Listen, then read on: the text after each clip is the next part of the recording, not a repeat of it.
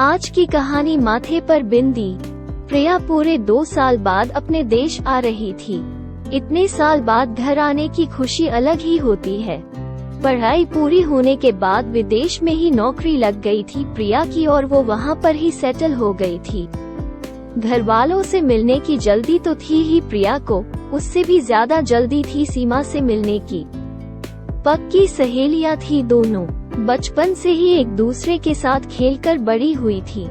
एक ही स्कूल, एक ही कॉलेज, एक दिन भी एक दूसरे से मिले बगैर, बात करे बिना नहीं रह पाती। हम तो शादी भी ऐसे ही घर में करेंगे जिस घर में 2 भाई हों, ऐसा कहती। लेकिन हमेशा ऐसा होता तो नहीं, शादियां तो संजोग से होती है न। सीमा की शादी उसी शहर में रहने वाले विकास से हो गई और प्रिया चली गई विदेश। बचपन से ही तरह तरह की बिंदियां लगाने का शौक था सीमा को।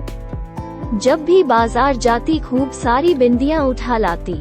आंटी से खूब डांट पड़ती, क्या करोगी इतनी सारी बिंदी का, पूरा घर भर दोगी। मगर वो नहीं सुनती, स्वभाव से एकदम जिद्दी, हमेशा अपने ही मन की करती। हालांकि रंग बिरंगी बिंदियां उसके दमकते चेहरे की सुंदरता पर और 4 चांद लगा देती थी। सीमा हमेशा बोलती, देखना प्रिया, जब मेरी शादी होगी तो शादी के बाद कितनी तरह तरह की बिंदी लगाऊंगी। मैं हंस पड़ती, हाँ शादी तो एक तेरी ही होगी, हमारी थोड़ी न, हम थोड़ी न बिंदी लगाएंगे। बस इसी नोक झोंक के बीच सीमा की शादी भी तय हो गई। सबसे सुंदर दुल्हन लग रही थी सीमा अपनी शादी में।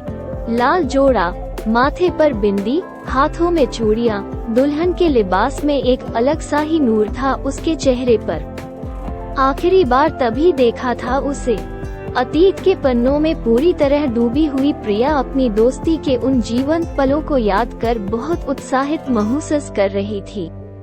अब पूरे 2 साल बाद देखूंगी सीमा को, अब तो और भी सुंदर दिखने लगी होगी, एकदम सजी धजी जैसे किसी अप्सरा की तरह।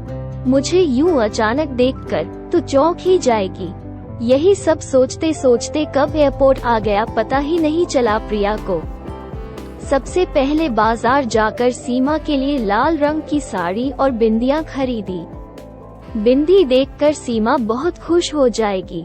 घर पहुंचते ही सबसे मिलकर बोली, मैं सीमा से मिलने जा रही हूँ। बहुत दिन हो गए हैं, कितने समय से बात भी नहीं हुई उससे। बाद में मिल लेना, थोड़ा आराम तो करे ले, अभी अभी आई है, ठीक से बात भी नहीं हुई। माँ ने कहा, नहीं माँ, बस थोड़ी ही देर में आ जाऊंगी। अरे पर सुन तो, आती हूँ थोड़ी देर में, कहकर प्रिया निकल गई। सीमा के घर पहुंचकर दरवाजे की घंटी बजाई तो सीमा की सास ने दरवाजा खोला। नमस्ते आंटी, सीमा है, मैं उसकी बचपन की दोस्त प्रिया। आओ अंदर आओ, तुम बैठो, मैं अभी बुलाती हूँ सीमा को। सीमा तुम्हारी सहेली आई है, नीचे आ जाओ। मन ही मन सोचने लगी कि आते ही कितनी डांट लगाएगी मुझे, और पता नहीं जीजू क्या कहेंगे, कैसे मिजाज होंगे उनके। सीढ़ियों से सीमा को नीचे के हॉल में आते हुए देखा तो आंखों पर विश्वास नहीं हुआ। पैरों तले जमीन खिसक गई। सफेद साड़ी, न माथे पर बिंदी, न हाथों में चूड़ियां, सूनी मांग।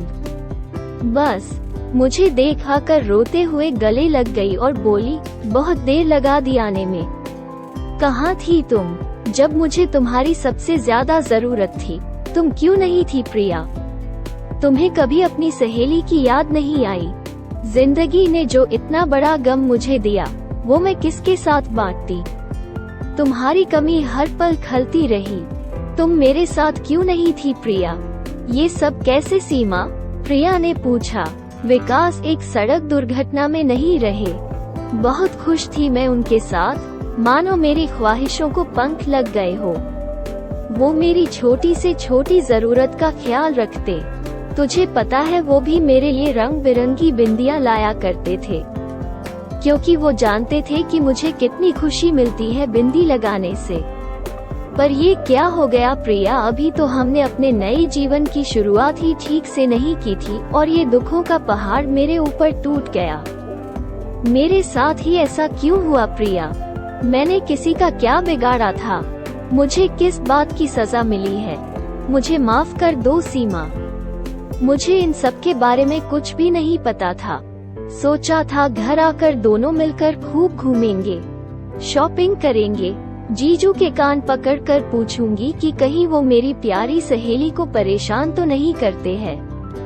लेकिन यहाँ आकर तुम्हें इस रूप में देखूंगी सपने में भी नहीं सोचा था। किस्मत का लिखा कौन टाल सकता है प्रिया, पर अब तुम आ गई हो तो थोड़ा दुख तो हल्का होगा। अच्छा सीमा, अब से मैं रोज तुम्हारे पास आऊंगी, हम खूब बातें करेंगे। जाते हुए प्रिया ने कहा, ये लाल साड़ी और बिंदियां लाई थी तुम्हारे लिए, अब ये मेरे लिए नहीं है, तुम वापस ले जाओ। लेकिन बिंदी, वो तो तुम्हें पसंद थी न? हाँ पसंद थी, पर अब समाज मुझे इसे लगाने की इजाजत नहीं देता। प्रिया चुपचाप वापस आ गई। सीमा से मिलने के बाद प्रिया के मन में एक अजीब सी बेचैनी बनी रही।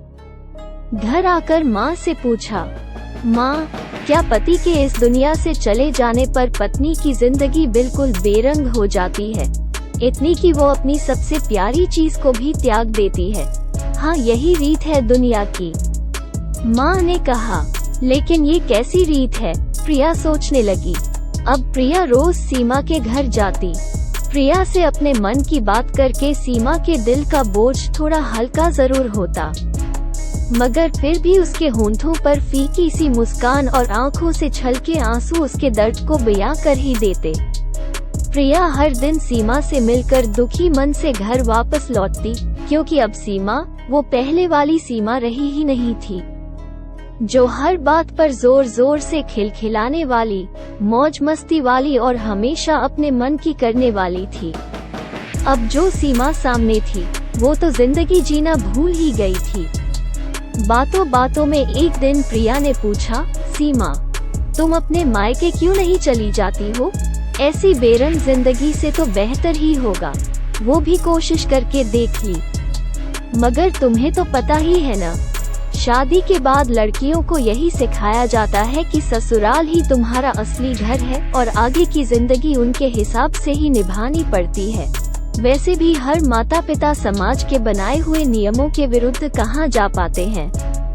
इसलिए ये ख्वाहिशों की कब्र में, बंधनों और नियमों में लिपटी हुई जिंदगी ही मेरी असलियत है।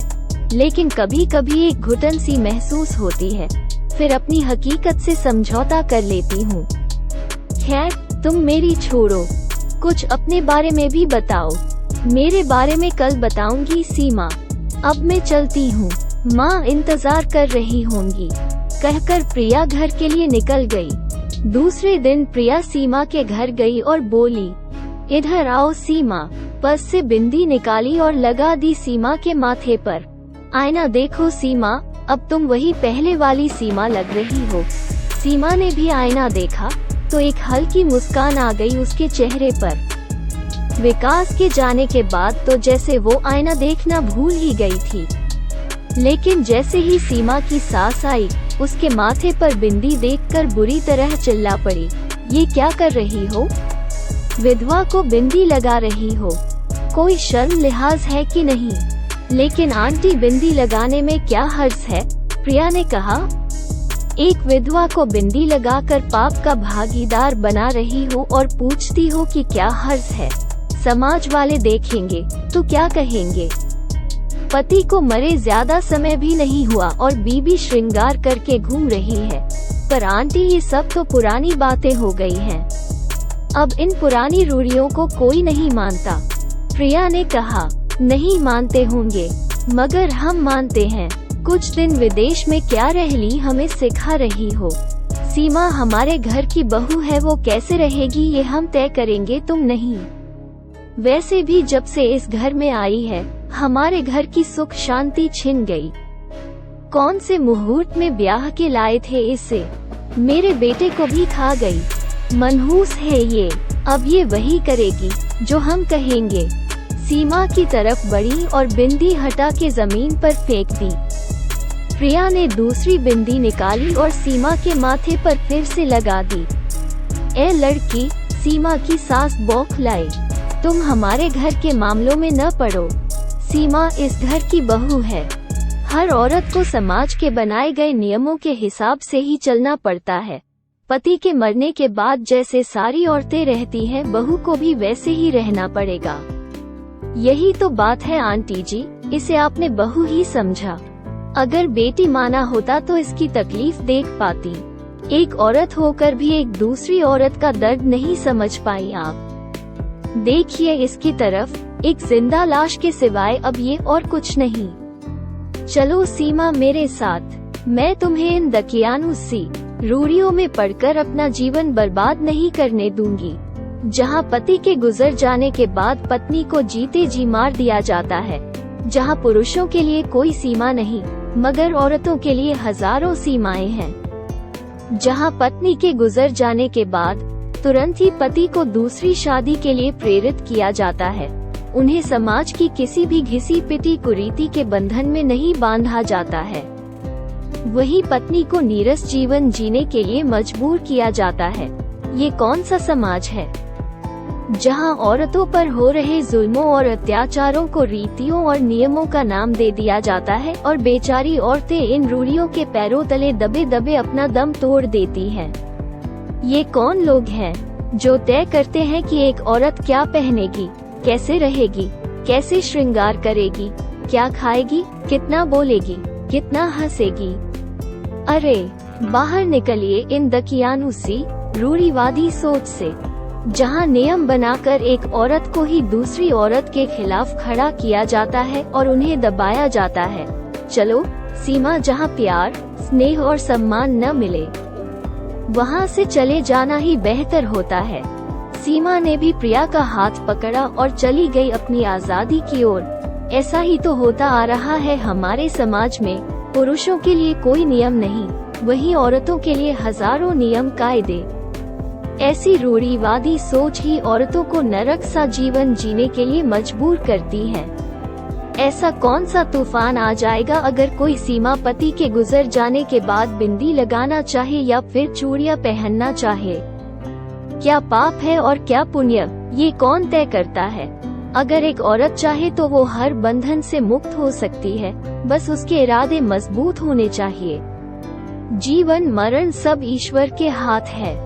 पति के जाने के बाद उसका दोष पत्नी के सिर मरने की बजाय उसकी बिखरी हुई जिंदगी को प्यार और स्नेह से संवारते हुए उसे आगे बढ़ने के लिए प्रेरित करना चाहिए। कहानी यहीं पर समाप्त हो जाती है।